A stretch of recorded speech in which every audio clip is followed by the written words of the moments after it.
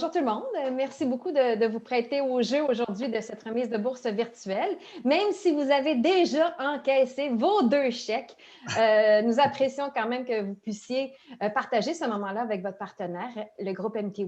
Donc, je me présente, je m'appelle Annie Pelletier, je suis une ancienne athlète en plongeon, aussi une ancienne boursière. En 1995, j'avais reçu ma première bourse de la Fondation de l'athlète d'excellence. Je suis directrice des communications et partenariats à la Fondation. Je commence ma 16e année et ça me fait bien plaisir d'animer cette petite remise de bourse-là ce matin, en fait ce midi. Je vous présente mes collègues, donc notre patronne Patricia Demers, qui est la directrice générale et qui est aussi une ancienne boursière de la Fondation. Elle, c'était pas en plongeon, c'était en basketball, donc avec les Stingers de Concordia et aussi au niveau professionnel en Europe. Puis aussi, bienvenue à Alison Francillon, que vous connaissez sûrement, à qui vous avez parlé au téléphone, donc qui est notre nouveau chargé de projet, service aux étudiants athlètes, et aussi un ancien boursier de la Fondation de l'athlète d'excellence. Lui, ça fait un peu moins longtemps, là, tu sais, quand même, là, nous, on approche la cinquantaine, mais lui, Alison, c'est le bébé de l'équipe. Donc, Alison, tu as été boursier en quelle année? En 2013. En 2013! Bon, bien quand même, hein, les années passent. Donc, il était en volleyball avec les Carabins de l'Université de Montréal. Donc, du côté d'MTY, bienvenue à M. Peter Tsafoulias, donc VP développement de la franchise S du Canada, et M. Éric Lefebvre qui va se joindre à nous. Là, aussitôt qu'on le voit, là, on le salue, qui est le grand patron, là, le président-directeur général. Exactement. Il y a d'autres personnes à saluer sur le Zoom ce midi. Donc, Éric Pétremblay, qui est VP développement des affaires chez Coaching Financier Trek et aussi un super administrateur de la Fondation depuis 1 an et demi à peine. Alors, merci Éric d'être présent. Et aussi les fédérations. Donc, bienvenue à Jessica Terrien, responsable des compétitions et excellence à Judo Québec. Donc, merci Jessica d'être là. Merci aux fédérations pour votre information, Peter, et aussi les boursiers. Sachez que c'est vraiment les fédérations, ils ont un rôle très, très important. C'est eux qui vont nous identifier votre candidature, puis qui vont même prioriser votre profil parmi tant d'autres. Donc, merci pour eux, pour leur travail. Et donc aussi, merci à Sport Québec. Du côté des grandes vedettes de la matinée, vous êtes la raison vraiment derrière notre mission, nos actions, notre dévouement. Alors, bienvenue à nos 4 lauréats qui sont parrainés par le groupe MTY. Ce midi, donc, vous allez vous partager 16 000 $ en bourse. Sandrine, Catherine et Nicolas Guy, bienvenue. Maintenant, la Fondation existe depuis 36 ans cette année. À la fin de l'année, on va avoir remis 1,5 million de dollars en bourses individuelles à près de 525 étudiantes athlètes de partout au Québec. Vous êtes principalement âgés entre les plus jeunes ont 10-11 ans et les plus âgés début trentaine. Donc, nous, à la Fondation, on offre des programmes de bourse, mais aussi depuis quelques années, des services d'accompagnement. Alors, peu importe d'où tu viens, la Fondation veut vraiment savoir où tu veux aller. Donc, elle offre des services qui suivent. Tu reçois une bourse de la Fondation de l'athlète d'excellence du Québec car tu réalises des exploits hors du commun, que ce soit dans ton sport, sur les bancs d'école, mais aussi dans la vie en général. La FAEQ t'offre ce soutien financier pour ce que tu fais, mais aussi pour qui tu es.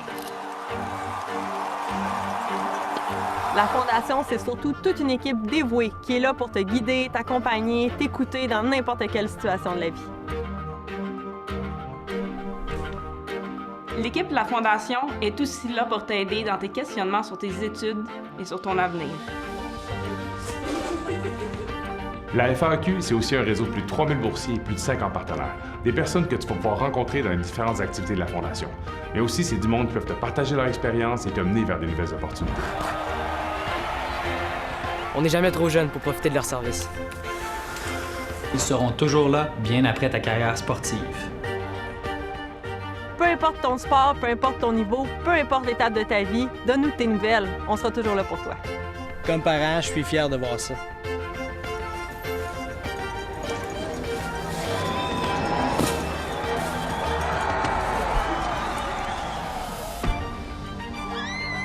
Bienvenue dans la grande famille des boursiers de la FAEQ.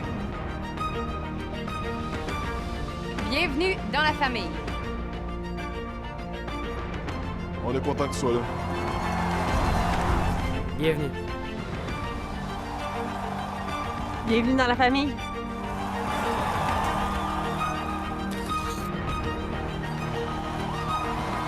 Bienvenue dans le réseau des boursiers de la Fondation de l'Athlète d'Excellence du Québec.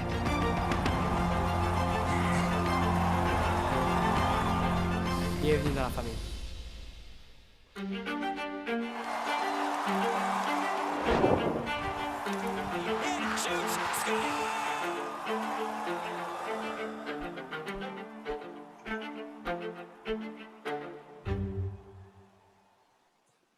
Alors voilà la grande famille dont vous faites maintenant partie. Donc, je souhaite souhaiter la bienvenue à Éric Lefebvre qui vient de se joindre à nous. Donc, merci beaucoup, Éric. Comment ça va? Désolé pour la retard, ça va bien. Des agendas politiques que je ne pouvais pas contrôler, malheureusement. On comprend ça. Déjà, 9 minutes, c'est déjà un record, je pense. Un record du monde. Alors, je souhaite passer la parole maintenant à Alessine Francillon, qui est notre chargée de projet service aux étudiants athlètes, qui va compléter avec la vidéo qu'on vient de suivre, de voir là, pour nos services d'accompagnement. Ben, tout d'abord, je suis bien content de vous voir. Là, je pense que c'est la première fois que je vous voyais. Peut-être Nicolas, on s'est déjà vu chez Deloitte. On s'est croisés quelques fois. Exactement. Sinon, pour le reste, c'est la première fois que vous mettez un visage sur les courriels de deuxième versement. Donc, je suis bien content de vous voir, puis je suis content de voir nos partenaires aussi.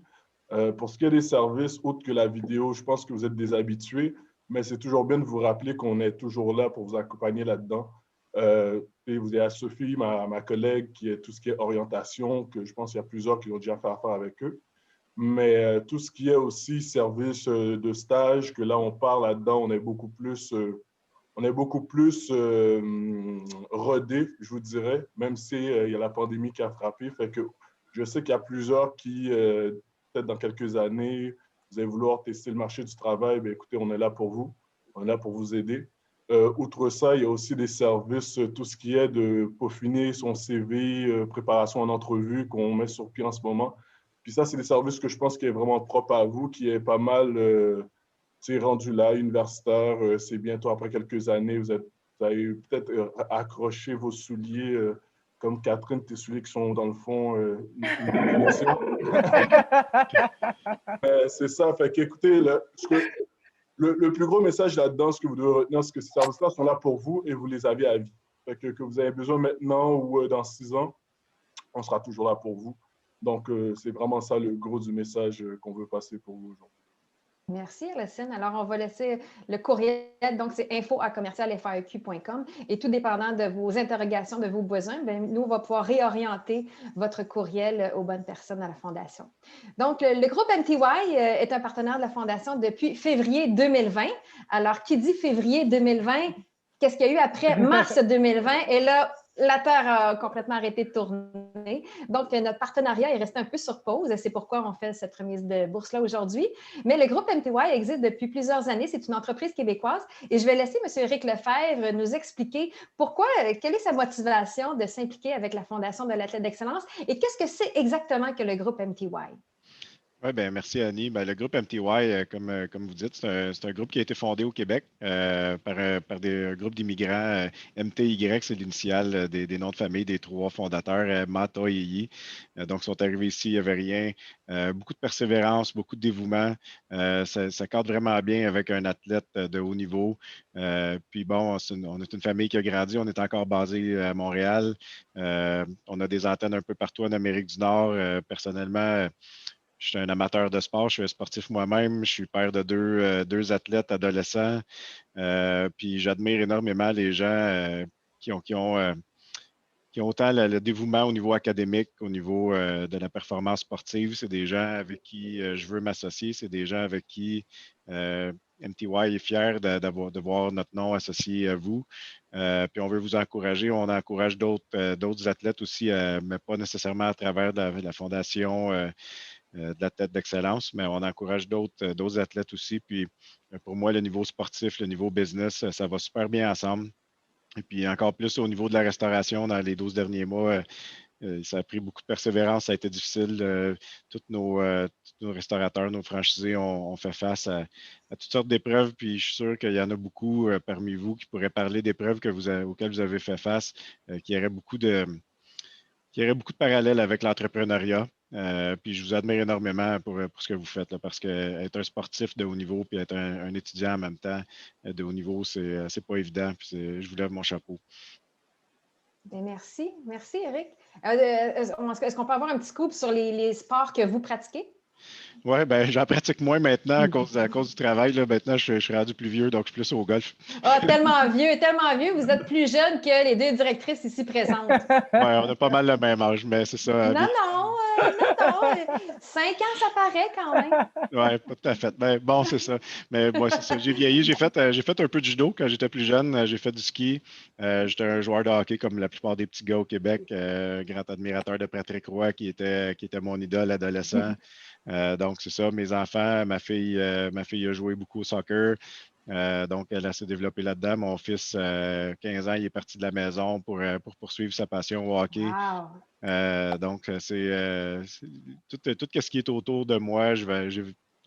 La persévérance sportive, c'est quelque chose qui se transpose vraiment bien à la vie après le sport. Puis je veux vraiment l'encourager. Donc, moi, je fais certains sports. C'est pas nécessairement les mêmes sports que vous faites. Puis il y en a certains là, que vous faites des sports que je suis vraiment abominable. Puis vous pourriez peut-être un jour me montrer comment faire. Mais c'est ça, n'importe quel sport est un bon sport pour moi. Annie, tu faisais du plongeon. Quand j'essaye de plonger, c'est un flat assuré à chaque fois. Puis je t'admire énormément pour ce que tu faisais. Donc, j'aimerais ça. Tu sais, je veux m'associer à des gens comme vous qui avaient persévéré, qui avaient atteint des objectifs. Puis certains autres n'ont peut-être pas réussi à atteindre des objectifs, mais je regarde, entre autres, il y a un jeune qu'on aide qui fait du ski, le tremplin à ski, là, qui sont un peu. Je ne comprends pas comment on décide un jour de faire ce sport-là, mais bon, on l'aide, puis il est arrivé 5e à la Coupe du Monde il y a 3 semaines, puis il était un peu shaké parce qu'il aurait aimé ça faire un podium. Puis j'ai dit, hey, si c'était 5e au monde au hockey, tu gagnerais 10 millions par année. Puis on te verrait dans le journal à tous les jours. Je pense que c'est quelque chose qui s'applique vraiment à vous. Quand vous arrivez à ces niveaux-là, dans votre sport, il y a peut-être un peu plus d'obscurité dans certains cas, mais c'est quand même incroyable que vous arriviez à des niveaux comme ceux que vous avez atteints. Vous êtes les meilleurs au monde. C'est pas rien. Là. Puis moi, je suis vraiment fier de m'associer à vous. Wow, ben Éric, c'est touchant. C'est touchant de vous entendre. On sent vraiment la passion, puis on sent vraiment la fierté de vous associer à nous, la Fondation, mais surtout aux athlètes que vous parrainez.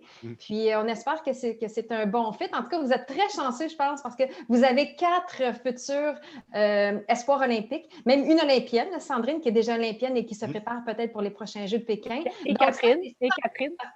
Oui, et Catherine. Et l'autre Catherine. Catherine Beauchemin. Et Nicolas Guy. En fait, les 4. Oui, les 4 se préparent pour Tokyo et Pékin. Donc, non, ça, un 100%, un 10 sur 10, là, je pense que vous êtes bien chanceux. Puis, on est bien content de pouvoir faire ce mariage-là avec une personne qui est si passionnée de sport et qui, a peut-être des croûtes à manger sur un tremplin en speedo, mais ça, c'est une autre histoire. Ça, il n'y a pas de chance que tu vois ça, par exemple. Bien, ça dépend. Si tu me lances un défi, ça se pourrait que je te donne une couple de conseils. Oui, c'est ça. Je vais céder la parole à Patricia Demers, la directrice, qui a peut-être un petit mot aussi pour tout le monde. Bien, en fait, Éric, Peter, je voulais vous remercier. C'est vraiment tout à votre honneur qu'un mois après avoir signé une entente, on tombe en pleine pandémie, puis vous êtes restés, vous avez décidé d'être là pour les athlètes, peu importe, coûte que coûte. Et c'est tout à votre honneur parce qu'on sait, comme vous avez mentionné, que ça a été vraiment difficile dans l'industrie de la restauration. Nos athlètes ont passé des moments pas faciles, ils pourront vous en parler tout à l'heure, mais le fait que nous et vous, ensemble, on a été là pour eux pendant cette année, je pense que c'est important, je pense que c'est significatif, je pense que c'est une petite tape dans le dos qui aide à persévérer justement là, dans cette année qui est loin d'être évidente, là, surtout pour nos athlètes, nos étudiants athlètes qui tentent de passer à travers des processus de qualification pratiquement impossibles là, dans le moment. Là, j'imagine qu'ils pourront vous en parler. Là. Alors, c'est vraiment un grand merci. Vous êtes exactement, vous deux, et MTY, le genre de partenaire qu'on rêve d'avoir, là, des gens passionnés, convaincus et dont les valeurs d'entreprise ressemblent aux valeurs de nos athlètes et aux valeurs de la Fondation. Alors, merci. Puis évidemment, les athlètes, je suis bien contente de vous voir. Il y en a que ça fait longtemps, mais j'ai hâte de vous entendre parler tout à l'heure. Alors, je vais redonner la parole à Annie. Merci, Patricia. Justement, les athlètes, c'est à votre tour de parler. On veut vous entendre. Donc, ce qu'on aimerait savoir ce matin de vous, ce qu'on aimerait entendre de vous, donc, c'est quelle a été la meilleure performance sportive des 2 dernières années? Prenons les 2 dernières années. Où est-ce que vous en êtes dans vos études présentement au niveau académique? Comment vous avez vécu ou comment vous vivez la pandémie, le confinement, déconfinement?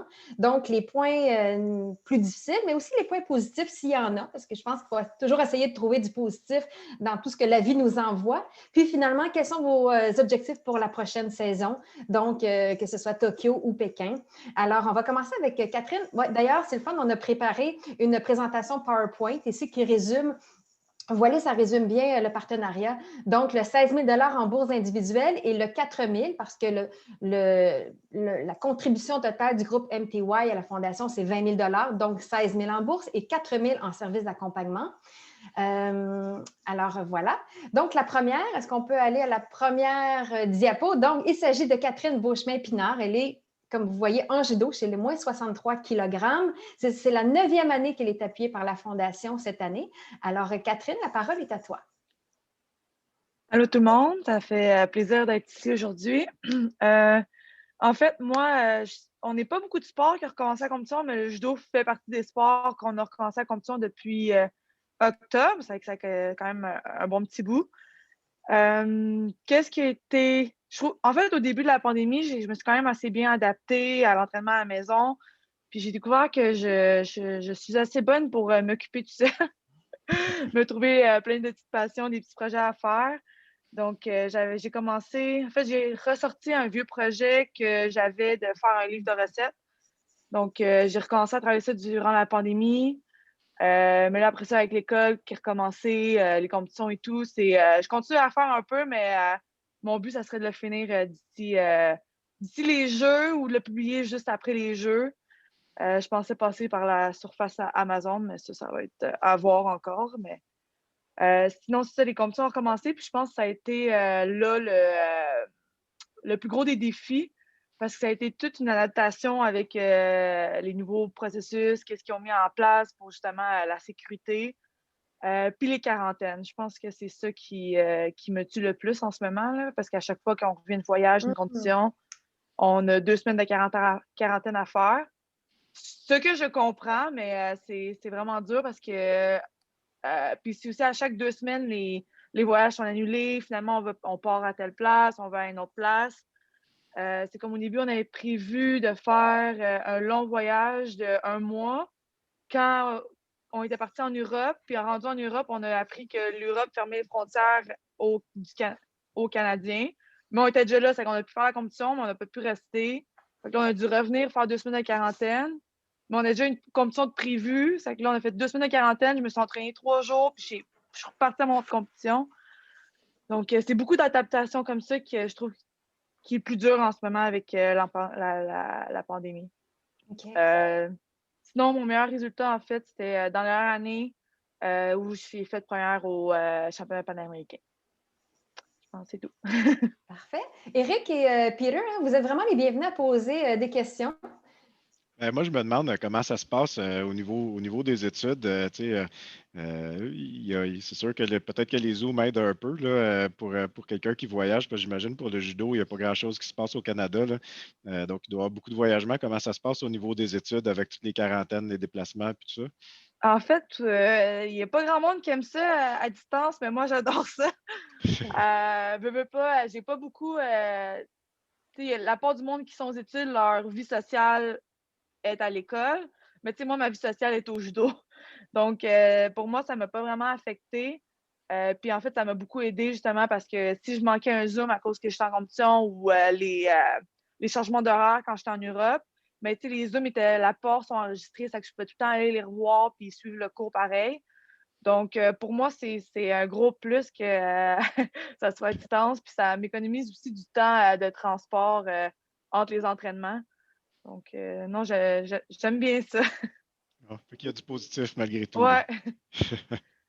Hey, dis-moi, ton livre de recettes, là, on pourrait-tu retrouver ça dans un restaurant à un moment donné franchisé par MTY? Ça serait bien. Ouais, Ça serait écoute, cool, hein? on serait peut-être preneur.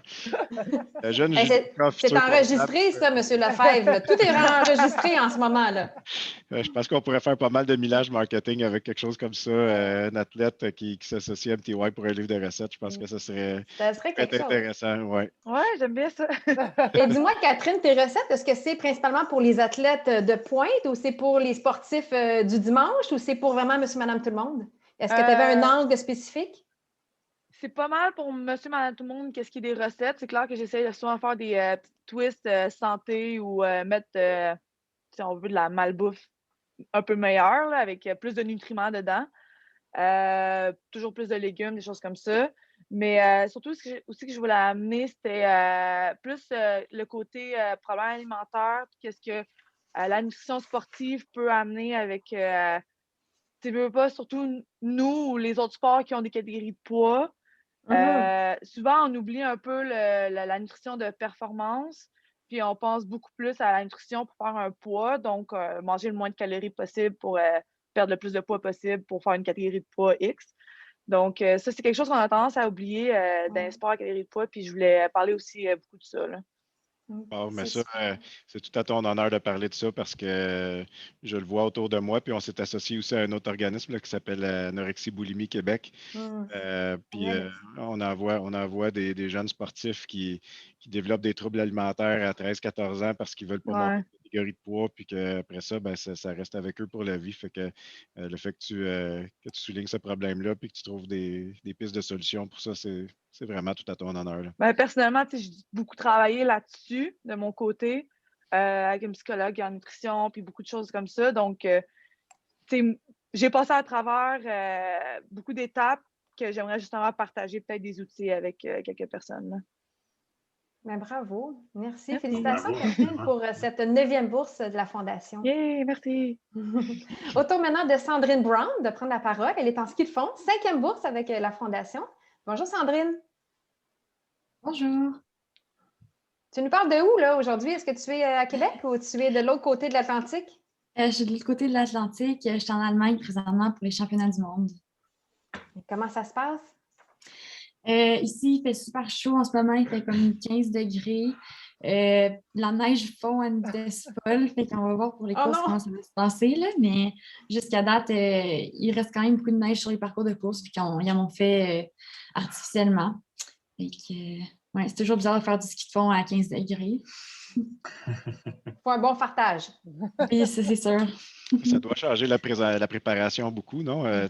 Tout au niveau de l'habillement doit être différent. Au niveau de la nutrition, ça doit tout être différent aussi. Ça doit être toute une épreuve aussi. Là. C'est sûr, il faut faire attention de bien s'hydrater. On n'est pas habitué à courser dans des températures aussi élevées. Fait que ça, c'est difficile pour nous parce qu'on a vraiment chaud. Là-dessus, dans ce qui se fait, on porte seulement du lycra. Mais là, on ne peut pas porter moins. Là, on porte déjà le minimum. Fait que ça va être quelque chose. Là, j'ai hâte de voir comment ça va se passer. Et on t'écoute au niveau académique, au niveau sportif, la pandémie, tes objectifs pour 2021? Mais moi, la pandémie, ça a affecté ma saison l'année passée, aussi bien que celle de cette année. L'année passée, on a manqué les Coupes du monde qui étaient au Canada à cause de la pandémie. Quand le COVID a frappé, on était rendu à notre fin de saison, puis dans les courses les plus importantes. Malheureusement, notre fédération n'a pas amendé les critères de sélection. Fait que moi et d'autres athlètes, on n'a pas réussi à les faire, ce qui fait que je me retrouve dans une position extrêmement difficile en ce moment. Je suis une athlète de haut niveau en Coupe du monde, en préparation pour les Olympiques, mais je n'ai pas de brevet. Donc, je suis extrêmement reconnaissante d'avoir des sous de la Fondation. À part ça, puisque je pratique un sport extérieur, je suis vraiment chanceuse parce que la pandémie ne m'a pas tant affectée au niveau de l'entraînement. J'ai toujours pu continuer à m'entraîner dehors. Donc, ça a été pas trop difficile pour moi. La seule chose qui a été plus difficile, c'était les entraînements d'équipe étaient affectés au début. On ne pouvait pas s'entraîner en équipe ou s'entraîner. Moi, je fais partie du Centre national d'entraînement Pierre-Hervé au Mont-Saint-Anne. Fait que ça, je ne fais pas vraiment faire partie de l'équipe, mais je fais tout de même m'entraîner. Moi, personnellement aussi, j'ai eu le COVID cette année. Je suis une survivante. Mais pour vrai, je ne l'ai pas eu fort, ça m'a seulement affecté au niveau respiratoire. Puis, puisque mon début de saison a été retardé à cause de la COVID, j'ai eu le temps de me récupérer assez bien pour arriver en forme pour les Coupes du Monde. J'ai seulement commencé les Coupes du Monde en janvier. Malheureusement, d'habitude, on commence en fin novembre. Mais je suis vraiment reconnaissante de pouvoir être ici en Europe malgré tout ce qui se passe parce que, comme vous le savez, là, la santé publique au Canada est vraiment sévère. Je suis contente qu'on ait réussi à sortir du pays. Mes études, à travers ça, ça va vraiment bien. Comme Catherine, moi, j'adore ça parce que toutes mes cours sont à distance. Ça me permet d'avancer davantage dans mes études. Donc, je prends ce temps-là pour faire le plus de cours possible dans mon bac, tout en maintenant un bon équilibre avec mon sport. Puis, que ça soit sur Zoom, mais ça me permet d'être en Europe puis d'être en classe ici, quelques fois par semaine. Puis mon meilleur résultat cette année, c'était il y a quelques semaines à Falun, en Suède. J'ai obtenu une 23e place en Coupe du Monde. C'est ça. Wow. Puis là, tu dis que est-ce que tu as un risque de ne pas pouvoir aller aux prochains Olympiques ou qu'est-ce que tu as besoin qui arrive pour te qualifier pour les Olympiques? Nous, la pré-qualification commence cette année, mais elle va être aussi l'année prochaine. Donc, on a des épreuves de Coupe du Monde pour faire les qualifications. Il faut faire soit un top 12 cette année, puis un top 30 l'année prochaine, ou bien participer à la qualification canadienne qui va avoir lieu avec les autres membres de la communauté de ski de fond canadienne. Fait que, à ce niveau-là, je ne suis pas vraiment affectée. C'est sûr que la préparation est un peu différente, mais je suis quand même privilégiée de pouvoir faire les épreuves pour ma qualification. À 27 ans, est-ce que c'est, tu auras 28 ans l'année prochaine, est-ce que c'est pas mal l'âge d'un pic en ski de fond ou on peut espérer avoir une 3e participation olympique là, en 2026? Je pense que les Jeux de 2022, ça va être mes derniers. Okay. C'est sûr que oui, à 27 ans, je suis à un très bon âge pour bien performer. Malheureusement, dans mon sport, il faut tout le temps se battre pour être sur l'équipe et avoir un brevet. On nous met des bâtons dans les roues. Fait que je suis vraiment tannée de la politique, malheureusement. Fait que c'est ça qui va faire que je vais devoir arrêter. Mais le ski de fond va toujours rester dans mon cœur, ça, c'est sûr. Et dans ta vie, sûrement, parce que là, c'est tellement populaire, tout le monde fait du ski de fond au Québec. Je sais, c'est drôle, hein? Hey, dont notre directrice générale qui fait ça depuis 1 an avec des vieux skis de fond vintage. Elle nous a envoyé une photo à un moment donné, avec des bâtons en bois. Mais écoute, ça avance. Ben oui, ça marche aussi. Sandrine, à cause que tu dises que peut-être ça va être votre dernier dans la prochaine Olympique, as-tu déjà pensé à la future? C'est quoi que... C'est pour toi, qu'est-ce qui se passe? Qu'est-ce que tu veux faire? C'est quoi tes buts, tes rêves après le ski? Mais moi, j'étudie en intervention sportive, fait que j'aimerais peut-être ça travailler dans un organisme en lien avec le sport parce que je souhaite faire partie intégrante de la vie des athlètes sans toutefois être leur entraîneur. Donc, j'aimerais peut-être ça travailler au Comité olympique canadien ou à la Fondation de l'excellence du Québec ou quelque chose comme ça. Juste faire partie du système encore, mais sans être athlète ou entraîneur. Hey, ouvrir un bureau à Québec. T'es à Québec, toi? T'es-tu à Québec ou à Prévost? Parce que là, ça dit Prévost. C'est ça, je viens de Prévost, mais présentement, j'habite à Québec, oui, pour l'entraînement. C'est ça. OK. Bon, ben peut-être si tu fais ton après-carrière, si tu restes à Québec, peut-être qu'on pourrait ouvrir un bureau de la Fondation à Québec, ça serait le fun. Ben oui. Ben, merci beaucoup, Sandrine. Félicitations pour ta bourse. Merci beaucoup. Maintenant, on va passer à Catherine Surin en athlétisme. C'est sa toute première bourse avec la Fondation de l'athlète d'excellence. La Fondation a appuyé sa sœur Kimberly il y a quelques années alors qu'elle était en tennis. Donc, on souhaite aussi saluer Marc Desjardins qui s'est joint à nous. Là, je pense que sa caméra n'est pas ouverte. Mais il est là. Alors, merci Marc. Comment ça va?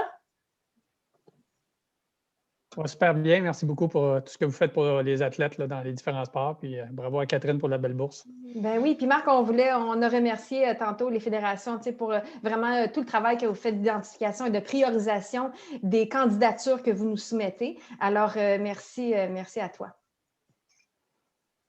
Donc, Catherine, la parole est à toi. Oui, ben moi, pour parler de la pandémie et comment ça m'a affectée, en fait, quand tout a commencé, ben, quand ça a commencé, moi, j'habite en France, premièrement, donc on avait beaucoup de rumeurs par rapport à l'Italie, comment ça allait mal et tout. Mais je pense qu'en tant qu'athlète, on était un peu, je pense qu'on était un peu dans le déni, qu'on ne voulait pas y croire que la COVID, ça s'en venait tranquillement en France et tout. Puis quand ça a commencé, nous, on est partis en Afrique du Sud en stage d'entraînement pour se préparer justement pour la saison extérieure, pour se préparer pour les Jeux olympiques. Donc, on était en Afrique du Sud pendant 2 semaines et demie. Et puis là, c'est vraiment là que toutes les frontières un peu partout dans le monde ont commencé à se fermer. Puis ensuite, moi, j'ai dû retourner au Canada malgré moi. En fait, c'est mes parents qui m'ont forcé vraiment à retourner au Canada. Ils m'ont acheté mon billet parce qu'ils voulaient vraiment me forcer à rentrer. Parce qu'encore, moi, j'étais encore dans mon rêve olympique parce que, en fait, ça allait être mes premiers Jeux. Puis, je me sentais en forme, puis j'étais vraiment positive. Je pensais vraiment que j'avais des grandes chances de me qualifier dans mon épreuve individuelle qui est le 400 mètres et aussi dans l'équipe de relais. Donc oui, je suis rentrée au Canada. En fait, ensuite, j'ai fait ma quarantaine et ensuite, on a appris que le Canada n'allait pas envoyer d'équipe. Donc, ça m'a vraiment frappé, ça m'a frappé fort, la COVID. Ensuite, j'ai quand même continué à m'entraîner tout l'été pour me garder en forme, pour être sûre de repartir sur une bonne base pour les Jeux de 2021. Mais ouais, ça me frappait assez fort. Puis après, ça continue de m'affecter encore aujourd'hui parce que, en fait, ma dernière compétition, moi, c'était en 2019. J'ai jamais eu l'occasion de faire une autre compétition à cause de la pandémie. J'aurais voulu faire quelques compétitions en salle cette année, mais puisque j'habite en France, puis aussi, ils ont quand même des règles assez sévères, c'est vraiment juste les athlètes de haut niveau français qui peuvent prendre part aux compétitions. Donc, j'attends mon tour pour pouvoir faire des compétitions. Wow! C'est fou, ça. C'est fou de penser que pendant une année, tu ne t'es pas mesuré à aucune de tes adversaires. Exactement, ouais. Mais je me dis qu'aussi, on est presque toutes dans le même bateau. J'essaie de me guider. En fait, on fait des petits tests à l'entraînement et tout pour voir où j'en suis rendue dans mon entraînement. Mais c'est sûr que c'est difficile parce que la compétition, ben, ça me manque. Puis, c'est la compétition au final que je veux faire. Je ne veux pas juste m'entraîner. Mais oui, ça a été dur. Donc, mes meilleurs résultats dans les 2 dernières années, c'est vraiment en 2019 où j'ai fini 3e au championnat canadien, qui étaient les sélections pour les championnats du monde à Doha, où j'ai fait l'équipe. Ensuite, j'ai eu d'autres titres universitaires dans la NCAA, comme championne de conférence en salle et à l'extérieur. Ensuite, d'autres petits titres comme ça au cours de ma dernière année universitaire NCAA. Au niveau des études maintenant? Aux études, ça se passe super bien. Je suis vraiment contente parce que j'ai des très bonnes notes. Et puis, ben, comme les filles, honnêtement, l'école à distance, ça me permet vraiment, ça m'aide beaucoup parce qu'en fait, plus que j'habite en France, avec le décalage horaire, que ça soit en ligne, ça m'avantage. Je peux toujours regarder les lectures après, le lendemain, quand ça a été enregistré.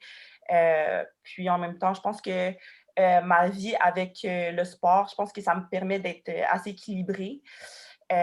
Puis je pense que c'est un bon mode de vie. En fait, je m'entraîne le matin, ensuite je suis aux études. Donc, je pense que ça me garde aussi focus dans ce que j'ai à faire dans ma vie. J'ai une petite question pour les 2 filles qui sont à l'étranger. Les examens, à quelle heure vous les faites exactement? Ah, ça, c'est difficile parce que des fois, il y a des cours qu'il faut vraiment que tu passes l'examen. C'est souvent à 18h le soir. Donc, moi, c'est de minuit à 3h30 du matin, ben, je fais mes examens. Ce qui peut être difficile, mais mon coach, mon entraîneur, il comprend. Donc, souvent, le lendemain, j'ai la journée de congé ou je vais à l'entraînement plus tard pour récupérer. Peter, pour ma Eric, part, des questions? Oh, pardon, vas-y, Sandrine, vas-y. Non, je disais juste pour les examens, pour ma part, vu que je suis un programme en sport, ils sont compréhensifs, puis souvent, je peux le faire à différentes heures. Alors, on s'adapte, hein? Eric, Peter, des questions pour pour Catherine? Ben, moi, je suis curieux. Catherine, tu dis que tu es en France. Est-ce que c'est parce qu'il y a des meilleures facilités d'entraînement là-bas ou des meilleurs entraîneurs? Il me semble que le Canada a quand même une belle tradition dans les disciplines d'athlétisme comme la course à pied. Là. Ton père, entre autres, c'est certainement un coach qui pourrait t'aider. Pourquoi avoir choisi la France plutôt qu'un autre endroit? J'ai choisi la France parce qu'en fait, je me cherchais un entraîneur de haut niveau qui avait un groupe d'athlètes de haut niveau, un groupe professionnel. Puis ensuite, après mon passage aux États-Unis, c'est soit que je restais aux États-Unis avec mon coach dans un cadre universitaire ou que je passais dans un autre niveau, en fait, avec des athlètes professionnels. Puis en France aussi, ça me permet de m'entraîner à l'extérieur à l'année longue parce qu'il fait super beau tout le temps. J'habite dans le sud de la France. Donc, puis les installations aussi sont super, super, super belles. Ouais, j'aurais pu aller à quelque part d'autre, mais je pense que la France, je me suis bien entendue avec mon coach. Justement, je l'ai rencontré quand j'étais à Doha au championnat du monde, puis ça a vraiment cliqué. Puis, 2 semaines après l'avoir rencontré, j'ai déménagé en France. Donc, ça s'est fait assez rapidement, mais je pense que ça a été une bonne décision pour mon développement. Oui, j'avoue, entre le sud de la France, Nice, Monaco et le Saint-Claude Robillard, là, je peux comprendre. J'aurais fait la même chose, c'est ça. Attention. Catherine, dis-nous, tu as eu recours au service d'accompagnement de la Fondation avec certaines consultations avec Sophie Brassard, notre conseillère en orientation. Peux-tu nous en parler un petit peu de ton expérience à ce niveau-là? Oui. En fait, Sophie est vraiment au top. Elle m'a beaucoup aidée parce que justement, j'avais beaucoup de questions. Au début, quand je suis devenue une athlète professionnelle, je n'étais pas aux études. Puis ensuite, quand je m'y suis mise, je ne savais pas où aller parce que en fait, je n'ai jamais vraiment fait mes études au Québec, à part quand j'étais au secondaire. Du coup, j'étais vraiment perdue. Je ne savais pas comment ça fonctionnait et tout. Mais Sophie, elle a vraiment su m'encadrer, m'orienter vers les bonnes personnes pour être sûre qu'en fait, que je m'en vais vers la bonne direction dans mes études.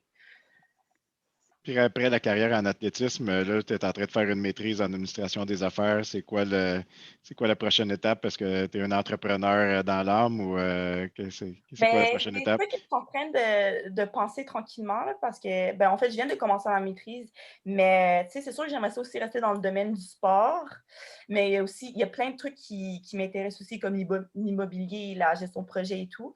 Du coup, je suis vraiment pas sûre exactement de ce que je veux faire, mais je garde mes options ouvertes. Catherine, dernière petite question. Non, je suis sûr que peut-être ton père a des idées aussi. Là. Ah ouais, mon père, il est toujours plein d'idées. Justement, parlons-en de ton père, parce que je suis convaincue que tu travailles très fort à te faire un prénom, hein, parce que tu portes le nom Surin, évidemment. Donc, qui dit Surin, dit aussi victoire olympique et personnalité publique. Alors, quelle est l'influence sur toi d'avoir un papa comme Bruni? Est-ce que c'est une motivation? Est-ce que c'est une source de pression? Ou bien est-ce que ça tombe sur les rognons? Je dirais que c'est plus une source de motivation. C'est sûr que des fois, je peux sentir la pression des autres personnes, surtout quand c'est les championnats canadiens et tout. Je pense que les médias sont vraiment sur moi. Je m'échauffe et tout, les caméras, ils me filment tout ce que je fais, en fait. Mais je pense aussi que ça me motive, ça me permet... je pense pas que je peux être une aussi bonne athlète que mon père l'a été, mais j'aimerais ça me rendre aussi loin que je peux. Puis c'est sûr que le nom Surin, ça peut faire peur, mais je pense que ça me motive plus. Puis surtout qu'on ne fait pas exactement la même épreuve. C'est vrai. C'est pas trop... on peut pas trop me comparer, donc ça va. Oui, toi, tu as beaucoup plus d'endurance que ton père, c'est sûr. Ouais, c'est sûr. Je suis sûr que tu cours plus vite que lui aujourd'hui. Ah oui, c'est la dernière fois qu'on a essayé de faire une course, puis il s'est claqué les chiots. Très drôle. Ah, c'est ça, hein? C'est ça, la cinquantaine. Ben oui. Merci beaucoup, Catherine. Félicitations pour ta bourse. On est très heureux, très fiers de t'avoir à bord à la Fondation. Donc, on a les 2 sœurs. On connaît le papa qui est un partenaire de la Fondation. Avec la Fondation Bruni-Surin, Patricia, ça fait combien de temps? Plus que 10 ans qu'il est partenaire avec nous. Et maintenant, ta maman, Bianelle Legros, qui travaille à la Fondation et qui commence sa 2e année avec nous. Donc, on a toute la famille à bord. Bravo, bonne continuation. Puis, tu es vraiment cute avec ton accent parce que déjà, tu dis du coup. J'ai remarqué ça. Ah, j'ai fait un peu l'accent français, là. Non, mais c'est vraiment bien. Parle pas, c'est bien correct. On voit la Québécoise en toi et le petit côté exotique de la France, du sud de la France. Alors maintenant, autour de Nicolas Guy Turbide en paranatation. C'est sa 5e année appuyée par la Fondation de l'athlète d'excellence. Alors, Nicolas Guy, bienvenue. Hey, merci. Premièrement, je pense que je vais commencer par vous remercier parce que c'est définitivement un privilège d'être ici à midi avec vous tous. Donc, 5e fois, ça passe vite. Dans ma tête, c'est un claquement de doigts, mais la Fondation m'a supporté la première fois avant les Jeux de Rio, puis on est déjà juste avant les Jeux de Tokyo. Donc, dire comment ça a eu un impact, puis encore l'année dernière avec le groupe MTY, ça ne pourrait pas venir à un meilleur moment en termes de préparation. Puis si on vient à cette préparation-là, justement, moi, dans mon cas, j'étais déjà préqualifié pour les Jeux paralympiques de Tokyo. J'ai pas eu la chance de compétitionner depuis 2019, un peu comme Catherine avant moi. Mais la dernière compétition que j'ai faite, c'était les championnats du monde de natation qui avaient lieu à Londres pour nous en 2019, en septembre. Puis, j'ai réussi à remporter une médaille d'argent à mon épreuve principale au 100 mètres d'eau. C'est ça qui m'a confirmé ma préqualification. Donc, moi, au courant des mois qui ont suivi ça, je n'avais pas l'inquiétude vraiment de me soucier de comment les essais allaient aller. Moi, dans ma tête, j'allais au jeu, tout allait bien, il n'y avait pas de problème. J'étais en voie d'une performance au-dessus de mes attentes. Puis, en mars, comme tout le monde, on a eu un petit vent de face qui a changé les plans. Puis, dans le fond, la journée qu'on a reçu la nouvelle que les Jeux n'avaient pas lieu, c'est vraiment... Moi, j'ai dû m'asseoir avec une feuille de papier puis un crayon, puis vraiment comme décider ce que j'allais faire juste le lendemain. Donc, comment j'allais me garder en forme, comment j'allais pouvoir garder les objectifs que je m'avais donnés en sachant pas si on allait avoir des jeux, en sachant pas quand il allait être. C'est vraiment ça que j'ai dû faire. J'ai recommencé à zéro. À quelle heure je me lève le lendemain matin? Qu'est-ce que je fais en entraînement? Nous, en natation, pendant plusieurs mois, on n'avait plus accès à aucune installation. Donc, plus de piscine. Au Québec, on n'a pas le choix de s'entraîner à l'intérieur pratiquement l'année longue. Pendant plusieurs mois, en natation, nous, ce qui est important, c'est la sensation de l'eau. Puis ça se perd tellement rapidement que si pendant juste une, 2 semaines, c'est vraiment on a 2, 3, 4 mois de rattrapage des fois à faire juste avec cette période-là manquée. Puis c'est vraiment quelque chose qui, au début, qui nous joue un peu dans la tête, mais qu'au final, on se rend compte qu'il y a d'autres façons de faire d'autres exercices qui nous permettent de maintenir notre forme physique, puis aussi de faire des mouvements quand même assez similaires à ce qu'on ferait en piscine. Donc, la bonne nouvelle aussi, c'est que la journée que j'ai reçu la nouvelle que le groupe MTY me supportait, la première chose que j'ai pu faire, c'est m'acheter un rower pour faire de l'aviron dans mon sous-sol. Puis c'est la chose pratiquement qui m'a permis de m'entraîner pendant 2 mois et demi, puis qui a fait en sorte que quand je suis revenu dans une piscine en juin l'été dernier, je n'étais pas si out of it. Dans le fond, j'avais une bonne forme physique qui me permettait d'être quand même pas si pire en piscine aussi. J'ai pas eu le choix de m'entraîner dans la piscine de mes voisins avec un élastique attaché à leur clôture. Donc ça, c'était plaisant. La piscine était à 59 Fahrenheit. C'était pas chaud, là. Elle était pas chauffée, mais on voulait tellement pas perdre cette sensation-là que pour moi, c'était plus important comme faire juste un 10 minutes à toucher à l'eau puis avoir fret, mais que vraiment pas avoir cette opportunité-là. Donc, au fil des derniers mois, encore là, moi, je suis resté au Québec toute la période. Toutes nos compétitions ont été annulées. Mais ça m'a donné une autre perspective dans le sens où ça m'a permis de mettre mon focus un peu plus sur l'école. Je voyais la session d'hiver 2020 l'année dernière comme juste préparation de Tokyo, donc je ne m'avais pas mis de charge scolaire nécessairement. Puis ça m'a vraiment ouvert les yeux et me dire OK, mais peut-être que je suis capable d'avoir les 2 objectifs puis performer dans les 2 domaines en même temps. Puis je me suis vraiment surpris au cours de la dernière session là, en automne 2020. Puis encore là, aujourd'hui, je suis rendu à temps complet à l'université en admin. Puis avec des notes que j'ai jamais eues, j'ai jamais eu de difficulté à l'école dans ma vie, mais là, c'est quasiment exceptionnel. Puis je me rends compte que c'est autant se donner des objectifs à exceller en piscine, dans le sport, que je suis capable de les maintenir si j'ai une belle structure à côté aussi à l'école. Donc, c'est quelque chose qui m'a beaucoup motivé, qui m'a permis de regarder un petit peu plus loin que juste les jeux. Puis autant que, j'ai des objectifs clairs et précis en allant à Tokyo, puis aux Jeux du Commonwealth l'année prochaine, que il y a d'autres choses après le sport. C'est un super beau jeu qui nous forme bien, mais qui a quelque chose de plus gros en arrière de ça. Donc, là, en ce moment, je suis encore en une grosse période d'entraînement. Là, on va commencer à charger un peu plus le volume, le millage. Donc, il faut juste faire attention à bien s'hydrater, bien manger. Je suis d'ailleurs un bon client des bannières du groupe MTY. Merci. Donc, on va t'envoyer une carte cadeau. Mon Tyson puis mon sushi shop assez souvent. Là, je suis... puis en natation, on sait qu'on a quand même une grosse dépense énergétique. Puis la nourriture, je considérais que c'est ma grosse dépense dans mon quotidien, juste pour être sûr que je garde un poids santé puis je mange les bonnes choses. Là. Donc, mais justement, je pense que c'est une question de donnant aussi. Là, puis ça tombait que moi, c'est la nourriture qui me plaisait beaucoup. Puis je suis un grand gastronome moi-même, donc c'est un plaisir supplémentaire que j'avais avec ça. Catherine, elle va t'envoyer son livre de recettes. Oui, j'en ai besoin aussi. Là. Je me mets à cuisiner beaucoup là, mais c'est tout le temps intéressant de voir la perception d'autres personnes dans d'autres sports aussi, comment ils doivent gérer leur alimentation. Puis moi, c'est voir comment il y a des différences flagrantes aussi dans comment on doit chacun gérer nos diètes. Puis en natation, moi, ce que je trouve plaisant, c'est que la seule diète qu'on a, ou la grande diète majoritaire qu'on a pratiquement tous, c'est qu'il faut manger assez parce qu'on a une trop grosse dépense de calories au quotidien. Puis le gros risque qu'on a, justement, c'est la perte de poids. Puis je l'ai déjà vu dans le domaine où il y en a qui virent un poids qui est malheureusement pas santé pour pouvoir maintenir la performance sportive. Donc, non, c'est quelque chose qu'on met une grosse priorité dans la performance. Comment ça se passe quand un athlète de pointe comme toi, tu as besoin de piquer au bon moment, puis tu ne veux pas piquer 2 mois avant les Olympiques, il faut que tu piques aux Olympiques.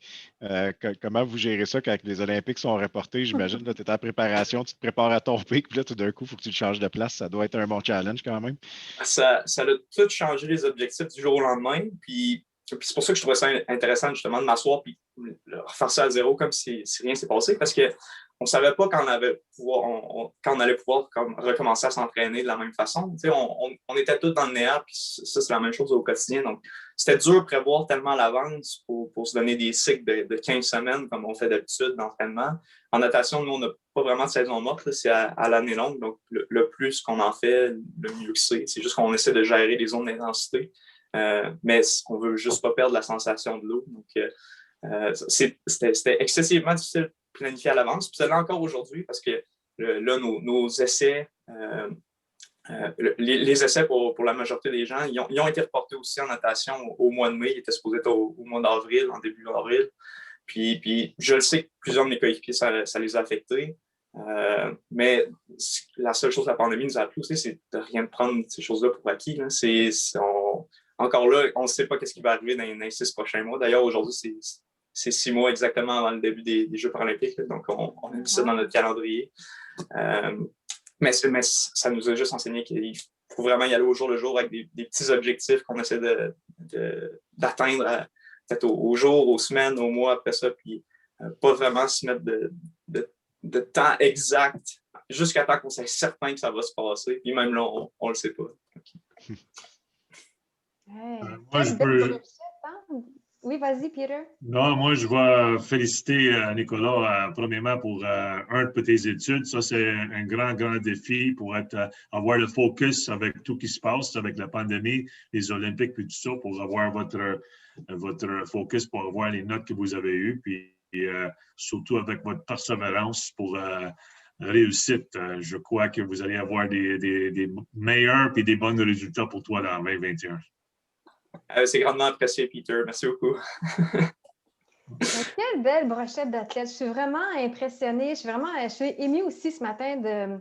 Vous savez, tantôt, on disait qu'il faut toujours trouver du positif dans le négatif. Bon, bien évidemment, on ne fait plus de remise de bourse en présentiel, là, à cause des normes sanitaires et tout ça, mais de faire des Zooms avec chacun d'entre vous puis avoir l'occasion de plus vous écouter. On a vraiment on a vraiment davantage l'occasion d'en apprendre davantage sur vous, puis vous êtes vraiment inspirants. Les 4, là, vraiment, je pense qu'à MTY, vous avez vraiment de la chance d'avoir des boursiers aussi sympathiques, volubiles aussi, qui s'expriment bien et qui seront des bons ambassadeurs quand sera le temps venu de parler de vous à gauche, à droite. D'ailleurs, on vous encourage à partager la bonne nouvelle de ce matin sur vos réseaux sociaux. Nous, on va faire la même chose, MTY aussi, je pense.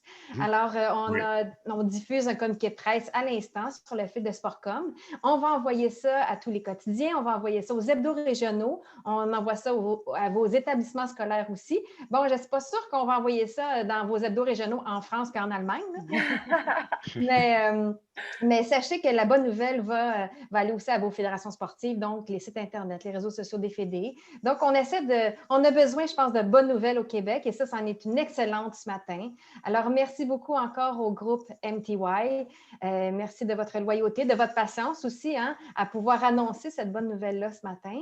Puis, chers athlètes, on vous encourage à vous accrocher à vos rêves, à vos objectifs. On sait que toutes les sphères de nos vies ont été chamboulées, que ce soit professionnelle, personnelle, sociale, sportive. Donc, on est tous pas mal, comme on dit, dans le même bateau, mais il faut continuer d'avancer. Il faut continuer de prendre chaque situation, soutirer le positif de ça, puis continuer d'apprendre, puis de regarder en avant. On n'a pas le choix. La vie, ça se passe en avant. Donc, le mot de la fin, Patricia, Éric, Peter? Tu l'as bien dit. Tu nous as bien fait ça, je trouve. Je n'aurais pas quoi rajouter. Mais moi, je vois juste, pour ceux qui vont passer pour aller à Tokyo, j'ai eu l'occasion l'année passée avec ma femme, on était à Tokyo le mois de septembre. On a vu beaucoup de drapeaux, beaucoup de choses avec les Olympiques 2020.